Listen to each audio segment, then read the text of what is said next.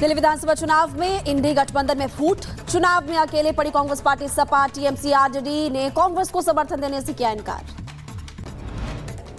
दिल्ली में आम आदमी पार्टी ने लगवाए होर्डिंग्स में लिखा केजरीवाल वर्सेस कौन। दिल्ली में कई जगहों पर लगवाए गए हैं होर्डिंग्स। सीएम आवास को लेकर बीजेपी नेता प्रवेश वर्मा का आम आदमी पार्टी पर हमला। आवास पर लगे 10 टीवी के पैसे पीडब्ल्यूडी ने दिए थे। हर टीवी केजरीवाल ने 6 लाख का कमीशन भी लिया। और दिल्ली में सीएम आवास को लेकर जारी हंगामे पर बोले बीजेपी नेता दुष्यंत गौतम। कहा जबरन सीएम हाउस में घुसने की कोशिश कर रहे आप नेता। बीजेपी नेता कपिल मिश्रा का आप पर हमला। कहा जो पीने का साफ पानी नहीं दे सकते वो यमुना की सफाई क्या करेंगे। कांग्रेस नेता संदीप दीक्षित ने केजरीवाल पर साधा निशाना। कहा केजरीवाल ने शुरुआत में बनाई थी आम आदमी की छवि, लेकिन अब ठाट बाट से जी रहे हैं। दक्षिण कश्मीर में आतंकियों का मददगार गिरफ्तार। सुरक्षा बलों ने आतंकी से बरामद किए हथियार और कुलगाम से सुरक्षा बलों ने आतंकियों के मददगार को भी गिरफ्तार किया। एचएमपी वायरस ने महाराष्ट्र में दी दस्तक। मुंबई समेत 2 जिलों में मिले 3 मरीज। प्रदेश सरकार ने जारी की एडवाइजरी। तो वहीं देश में अब तक कुल 9 मामले सामने आए। तिरुपति मंदिर में भगदड़। हादसे में 6 की मौत, 40 लोग घायल। टोकन वितरण के दौरान भगदड़ मची थी। टिकट बुकिंग काउंटर पर टोकन के लिए कतार में लगे हुए थे 4000 के करीब लोग। तिरुपति मंदिर में भगदड़ के दौरान घायल लोगों को अस्पताल में करवाया गया भर्ती। घायलों का इलाज जारी। वहीं अस्पताल के अंदर की तस्वीरें सामने आई। संभल के 1978 के सांप्रदायिक दंगों की फिरोगी जांच। यूपी सरकार के गृह उप सचिव ने फिर दिए जांच का आदेश। संभल पुलिस प्रशासन के अधिकारी करेंगे जांच। योगी के ऐलान के तुरंत बाद जांच आदेश जारी। भारत के विदेश मंत्री एस जयशंकर के जन्मदिन पर यूपी के सीएम योगी आदित्यनाथ ने दी बधाई, दीर्घायु की कामनाएं। संभल में एक और पुलिस चौकी का निर्माण कार्य शुरू। दाऊद इब्राहिम के खास सारिक साटा की प्रॉपर्टी पर बन रही है ये पुलिस चौकी। उत्तर प्रदेश के फिरोजाबाद में पुलिस और बदमाशों के बीच मुठभेड़। 4 शातिर लुटेरों को मुठभेड़ के दौरान पुलिस ने गिरफ्तार किया। यूपी की मथुरा में पुलिस को मिली बड़ी कामयाबी। चोरी की घटनाओं को अंजाम देने वाले शातिर चोर को किया गिरफ्तार। पुलिस की जवाबी कार्रवाई में चोर हुआ घायल। तमंचा कारतूस बरामद किया गया। उत्तर प्रदेश के मैनपुरी में ज्वेलर्स की दुकान में हुई लूट का पुलिस ने किया खुलासा। वहीं मामले में आरोपी की हुई गिरफ्तारी। लूट की वजह से ज्वेलर्स की हार्ट अटैक से हो चुकी है मौत। बॉलीवुड एक्ट्रेस पूनम ढिल्लों के घर में लाखों की चोरी हुई। पेंटिंग का काम करने आए शख्स ने डायमंड ईयररिंग, 35,000 रुपए नगद और $500 की चोरी की। श्रीनगर में ड्रग्स के साथ 2 तस्कर गिरफ्तार। तस्करों के पास से 8 किलो हेरोइन बरामद। वहीं पाकिस्तान से तस्करी कर लाई गई थे हेरोइन की खेप। यूपी के मुजफ्फरनगर में पुलिस और बदमाशों के बीच मुठभेड़। 2 बदमाश के पैर में लगी गोली घायल हुए। मुठभेड़ के दौरान बदमाश हाथ जोड़कर माफी मांगते हुए भी दिखाई दिया। बुलंदशहर में पुलिस ने 2 शातिर चोरों को गिरफ्तार किया है। तो वहीं 4 चोरी की वारदातों का हुआ खुलासा। वहीं लाखों का चोरी का माल बरामद। बुलंदशहर में मामूली विवाद के बाद पड़ोसी में मारपीट हो गई। जमकर चले लाठी और डंडे। 4 लोग घायल बताए जा रहे। 3 लोगों को गिरफ्तार भी किया गया। मैनपुर में जमीनी विवाद को लेकर 2 पक्षों में मारपीट। ग्राम पंचायत की जमीन पर कब्जे को लेकर मारपीट। वहीं पुलिस मामले की जांच में जुटी।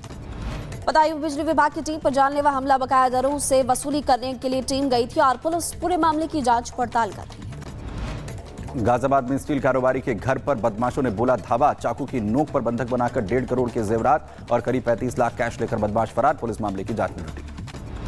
महाराष्ट्र के कोल्हापुर में एक युवक ने चलती ट्रेन ट्रक के सामने कूदकर अपनी जान दे दी। तस्वीरें कैमरे में कैद हो गई। उत्तर प्रदेश के बुलंदशहर में कोहरे का कहर। तो वहीं अनियंत्रित होकर नहर में गिरी कार। गाड़ी में सवार 2 लोग लापता। मुंबई के कुर्ला में एक बार फिर बेस्ट बस ने एक बुजुर्ग को टक्कर मार दी। गंभीर हालत में अस्पताल में कराया गया भर्ती। उत्तर प्रदेश के एटा में कैंटर के ट्रक ने पीछे से मारी टक्कर। तो वहीं कैंटर में सवार 10 साधु हुए घायल। साधुओं ने इस्लामिक संगठनों पर एक्सीडेंट करवाने का लगाया आरोप। महाकुंभ में हो रही है धर्म संसद। इसमें सम्मिलित होने के लिए साधु जा रहे थे। यूपी के अंबेडकर नगर में अज्ञात व्यक्ति ने बाइक में आग लगा दी। आग का लगाने का फुटेज भी सामने आया। पुलिस इस पूरे मामले की जांच कर रही है।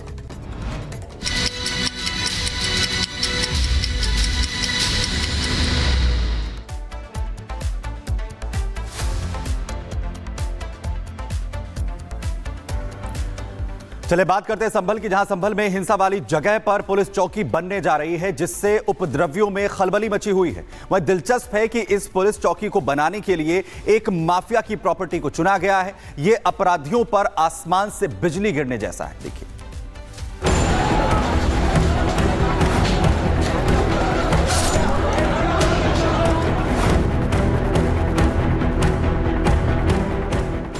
बीते साल माहौल खराब खराब करने की साजिश के बाद से योगी सरकार लगातार एक्शन मोड में है, जहां आपराधिक तत्वों की तेजी से धरपकड़ हो रही है। साथ ही दूसरी गैर कानूनी गतिविधियों पर भी शिकंजा कसा जा रहा है। तो वहीं हिंसा वाले क्षेत्र के पास पुलिस चौकी बनाने का काम भी चल रहा है। इसी बीच संभल को लेकर योगी सरकार ने एक और बड़ा फैसला लिया है, जिससे एक बार फिर से अपराधियों में खौफ है।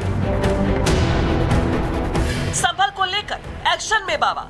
संभल में बनेगी एक और पुलिस चौकी। कार माफिया की प्रॉपर्टी पर बनी बाबा की चौकी। संभल को लेकर बैक टू बैक एक्शन के बीच योगी सरकार ने एक और बड़ा फैसला किया है। जिले में हिंसा के बाद कानून व्यवस्था को ज्यादा पुख्ता करने के लिए यहाँ एक और पुलिस चौकी बनाने का फैसला किया गया है, जो कि हिंसा प्रभावित हिंदूपुर खेड़ा में पहले से बन रही पुलिस चौकी के बाद दूसरी चौकी होगी। इसमें दिलचस्प ये है कि इस दूसरी चौकी को बनाने के लिए एक माफिया की प्रॉपर्टी को चुना गया है, जो कि एक समय पर कार माफिया शारिक उर्फ सट्टा की जमीन हुआ करती थी, जहां अब बाबा की पुलिस चौकी बनने जा रही है। जाहिर है योगी सरकार का ये कदम यूपी में पहले से खौफ में जी रहे माफियाओं और अपराधियों के लिए आसमान से बिजली गिरने जैसा है। अंडरवर्ल्ड डॉन दाऊद इब्राहिम का खासम खास शारिक साटा की प्रॉपर्टी पर पुलिस चौकी का निर्माण कार्य शुरू हो चुका है। संभल के हिंदूपुरा खेड़ा इलाके में पुलिस चौकी का निर्माण कार्य चल रहा है। 24 नवंबर के दिन इस इलाके में भी हिंसा भड़की थी, पत्थरबाजी हुई थी, कई पुलिसकर्मी घायल हुए थे।